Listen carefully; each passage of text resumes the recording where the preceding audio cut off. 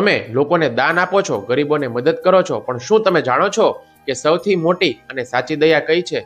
સાચી દયા એટલે માત્ર ભૌતિક મદદ કરવી નહીં, પણ અન્ય આત્માઓને તેમની વાસ્તવિક સ્થિતિ શ્રી કૃષ્ણના સેવક વિશેનું જ્ઞાન આપવું.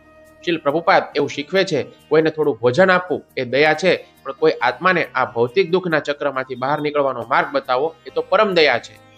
મનુષ્યોને તેમના શરીરની નહીં, પરંતુ આત્માની જરૂરિયાત પૂરી કરવામાં મદદ કરવી એ જ સાચી દયા છે.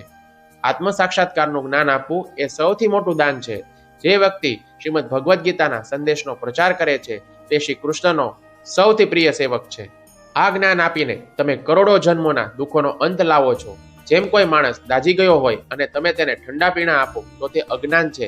તેને તરત જ સાચી દવા આપવી એ તમારી દયા છે. ભૌતિક મદદ અસ્થાયી છે, આધ્યાત્મિક જ્ઞાન શાશ્વત મુક્તિ આપે છે. આજે જ કોઈ એક વ્યક્તિને જેને તમે ચિંતા કે દુઃખમાં જુઓ છો તેને હરે કૃષ્ણ મહામંત્રનો જપ કરવાનું સૂચન કરો, અથવા તો તેને શ્રીમદ ભગવદ્ ગીતાના એક શ્લોકનું મહત્વ સમજાવો. આ જ સૌથી મોટી દયા છે. હરે કૃષ્ણ.